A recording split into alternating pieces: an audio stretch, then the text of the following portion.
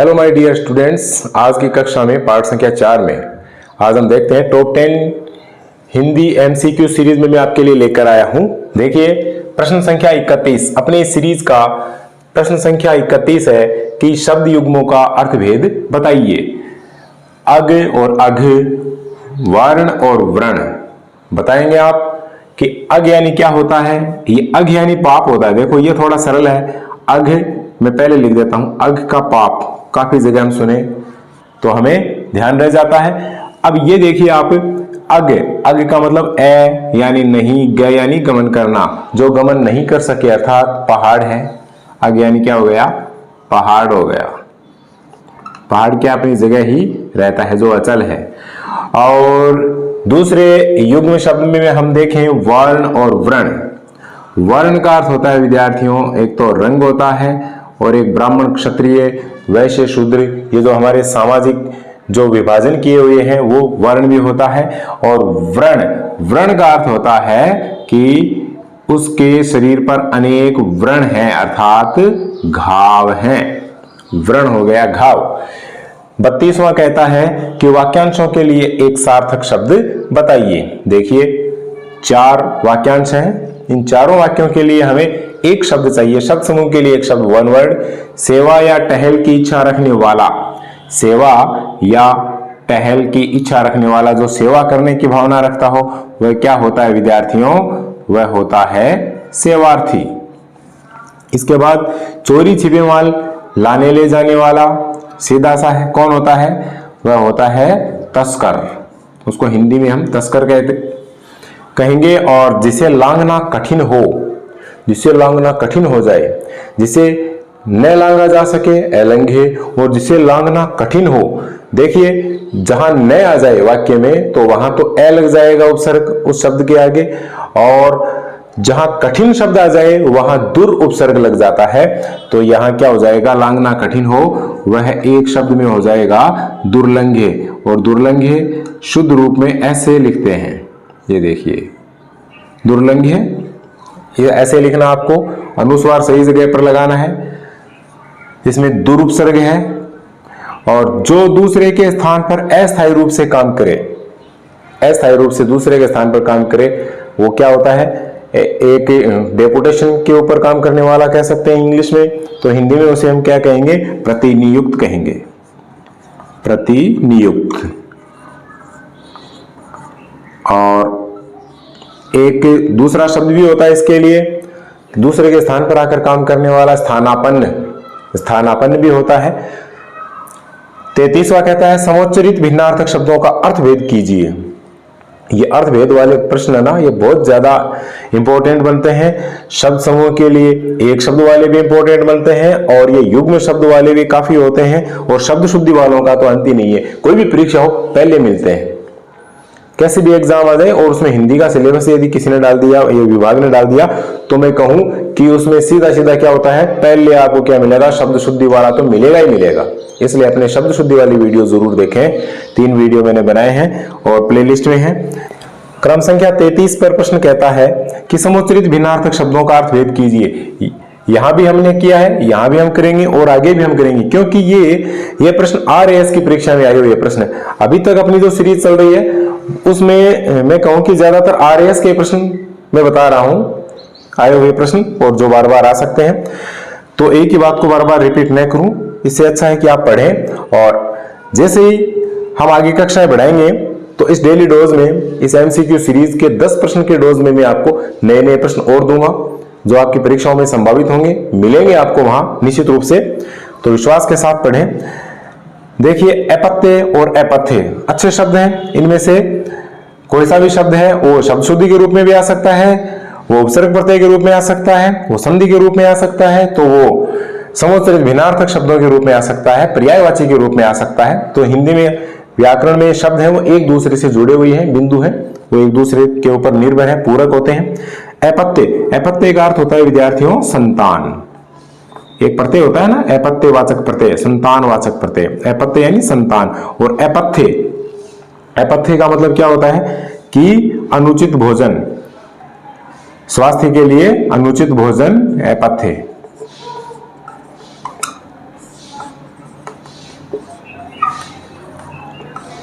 न खाने योग्य भोजन, उसको हम क्या कहेंगे? अपथ्य।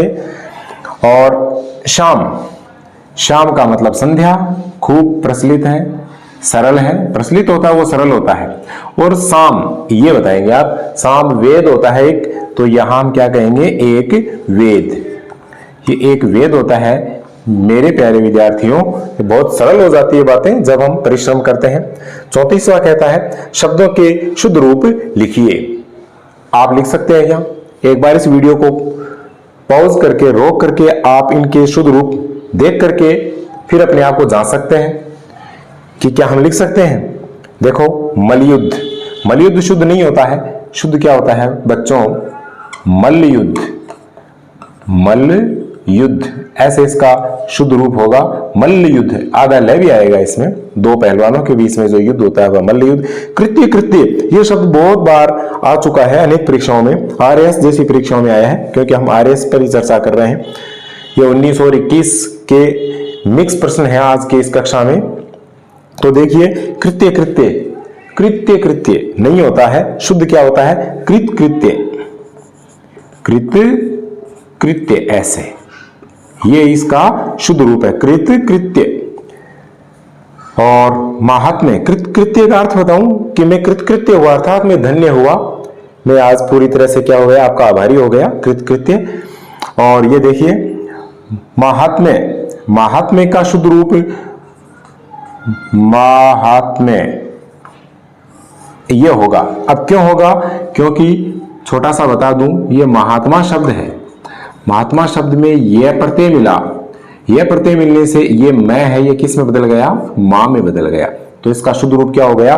महात्म्य। यह प्रत्यय से अकेला महात्मा लिखे तो मैं ही होगा, यह प्रत्यय लगा देंगे तो मां होगा। अगला है अंतर द्वंद्व। क्या ये शुद्ध है? नहीं, इसको विद्यार्थी शुद्ध मान लेते हैं, लेकिन देखिए अंतर द्वंद्व है, ये र है वो तय पर लगा है जबकि अनुचित है। ये अंतर द्वंद्व ये यहां हो जाएगा। अब इसका ये शुद्ध रूप है, इसकी जगह यहां अनुस्वार हो तो भी ठीक है, आधे न की जगह है, पहले वर्ण के ऊपर अनुस्वार आ जाए तो वह भी शुद्ध रूप होता है। अब है 35वां, शुद्ध करके लिखिए। अनुसंगिक, अनुसंगिक, आनुषंगिक, ऐसे, ये इसका सही रूप है, आनुषंगिक। ध्यान दें इसके ऊपर, अनुसंग में इक मिलाया तो आनुषंगिक है ना। स इसमें ये नहीं आएगा, ये दंत्य स है, इस दंत्य स की बजाय ये क्या होगा? आपका कौन सा स है? ये मूर्धन्य स है। और पुनरावलोकन, ये पुनरावलोकन शब्द है, अशुद्ध होता है, सही क्या होगा? पुनरावलोकन, पुनरावलोकन। तो यहां रा नहीं र ही रहेगा, इतना सा अंतर है। तंदुरुस्त, तंदुरुस्त की जगह क्या हो जाएगा बच्चों? ये हो जाएगा तंदुरुस्त, ऐसे, तंदुरुस्त। और स्थायित्व में ई है, यही अशुद्ध है, स्थायित्व, सही क्या हो जाएगा? यह हो जाएगा यहां स्थायित्व, ऐसे। ये लीजिए, ये 5 प्रश्न हुए। अगले 5 प्रश्न देखते हैं। स्क्रीनशॉट लेकर के इनको उतारिए, पढ़िए, काम की चीज है, ये मिथ्या बकवास नहीं है, फालतू की तड़क भड़क नहीं है, बिल्कुल गंभीरता से ली गई है, अनुभव के साथ समझाई गई कक्षा है, इसको आप समझिए और उतारिए। इस 36वें प्रश्न में हम वाक्यों को शुद्ध करेंगे। उसकी आंख में आंसू भर आए, बताइए कहां अशुद्धि है? उसकी आंख में आंसू भर आए, आंख है तो आंसू, अशुद्धि देखिए, उसकी आंखों में आंसू भर आए, यहां अशुद्धि है। आंख की जगह क्या हो जाएगा? आंखों शब्द हो जाएगा, बाकी वाक्य ज्यों का त्यों रह जाएगा, यहां अशुद्धि है। उसकी आंखों में आंसू भर आए, बहुवचन की बात है। यह स्मारक संगमरमर पत्थर से निर्मित है। तो देखिए, संगमरमर अपने आप में पत्थर होता है, तो यहां पत्थर लिखने की आवश्यकता नहीं है। यहां हम किसको हटा देंगे? यहां हम पत्थर शब्द को हटा देंगे इस वाक्य में से। फिर क्या हो जाएगा? यह स्मारक संगमरमर से निर्मित है। ये लीजिए, ठीक हो गया। अब है वह प्राय बार बार मुझसे मिलने आते हैं, वह प्राय बार बार मुझसे मिलने आते हैं। देखिए, प्राय और बार बार दोनों में से एक ही शब्द आएगा, यहां अतिरिक्त शब्द आने से अशुद्धि हो गई है, तो यहां क्या होगा? या तो आ जाएगा प्राय है मुझसे मिलने आते हैं, या फिर बार बार मुझसे मिलने आते हैं, दोनों में से एक, दोनों में से एक। बच्चे को ठंडा करके दूध पिलाओ। देखिए कितनी गजब की बात कही, बच्चे को ठंडा करके दूध पिलाओ। बच्चे को ठंडा कर देंगे तो फिर दूध पीने लायक रहेगा कौन? तो देखिए बच्चे को दूध ठंडा करके पिलाओ। वाक्य में शब्दों का क्रम अनुचित होने से अशुद्धि है। बच्चे को दूध ठंडा करके पिलाओ। बच्चे को फिर ठंडा की जगह क्या जाएगा? दूध ठंडा करके पिलाओ। ये अशुद्ध यहां ठीक की जा सकती है, यही करनी है हमें। बच्चे को दूध ठंडा करके पिलाओ। हो गया शुद्ध। अब फिर आ गया शुद्ध करके लिखिए। अशुद्ध शब्द है, शुद्ध करना है। आर्द्र है, शुद्ध क्या होता है विद्यार्थियों? फटाफट देख लेते हैं। आर्द्र। कृपया, अधिकतर पढ़े लिखे लोग भी ये लिख देते हैं कृपया। कृपया नहीं होता है, कृपया। शुद्ध करें कृपया। कृपया का प्रयोग कभी न करें, कृपया लिखें। अनुच्छेद व्यंजन संधि है, चय का आगम होता है, तो यहां क्या होगा आपका? अनुच्छेद। आधा चय भी इसमें साथ में आएगा, तब जाकर के ये शब्द अपना शुद्ध बनेगा। अनुच्छेद। अंतर चेतना। अब अंतर भी नहीं रहा, ये तय के ऊपर रहे तो अरंत चेतना हो गया। जबकि ये शुद्ध शब्द क्या होता है? अंतस चेतना। अंतस चेतना, ऐसे ये शब्द इसका शुद्ध रूप है ना। अंतर चेतना भी शुद्ध नहीं है क्योंकि यहां चय के ऊपर रहेगा यदि अंतर चेतना भी लिखे तो, लेकिन यहां पूरा ही गलत कर दिया, जबकि इसका सही रूप है संधि के अनुसार अंतस चेतना। अब ये देखो हजारों बार आ गया ये शब्द, हजारों बार आ चुका है ये शब्द कवियत्री। शुद्ध करके लिखें तो क्या होगा? कै, व, यी और त्री।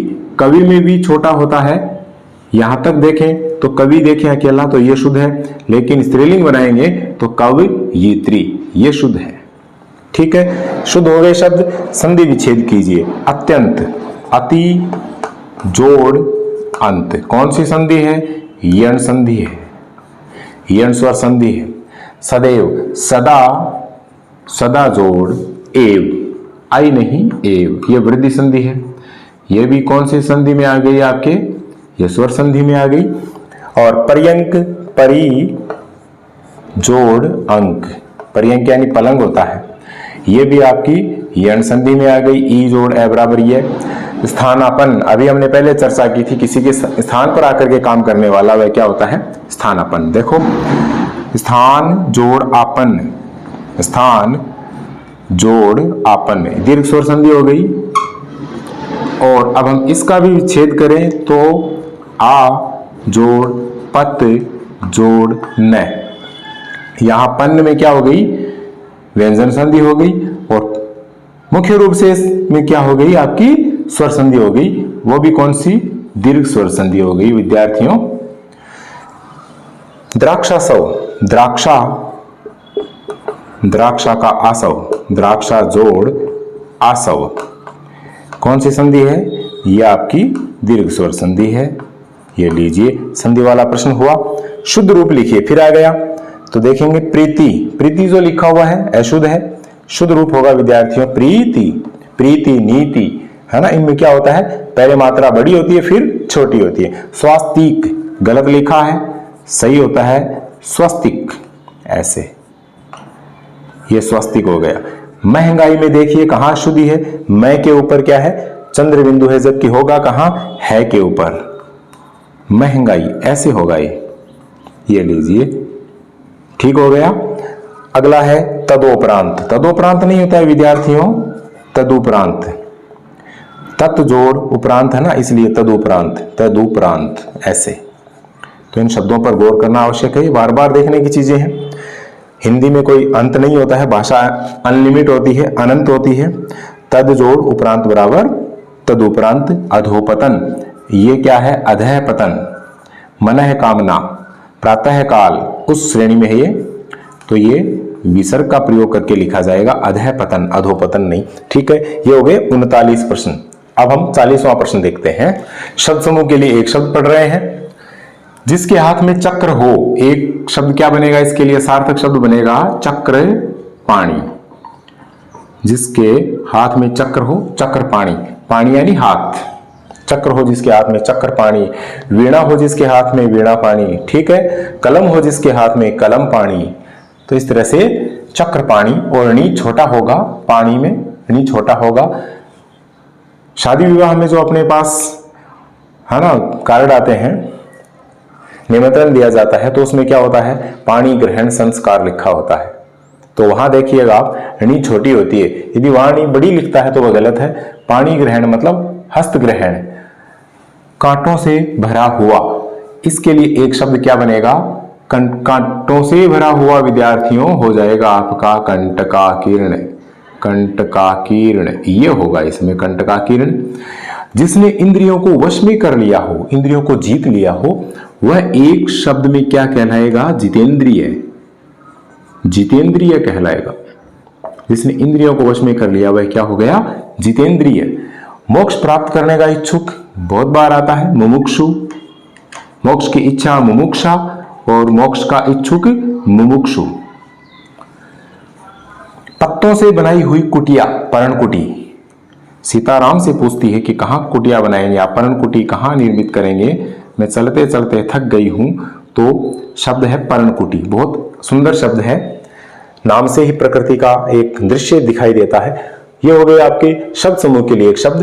तो ये छोटा सा डोज, 10 प्रश्न का डोज निरंतर लेते रहिए और अपने ज्ञान रूपी स्वास्थ्य को ठीक करते रहिए और अपनी तैयारी में जुटे रहिए। मिलते हैं नेक्स्ट अगली कक्षा में, तब तक के लिए जय भारत, जय हिंद।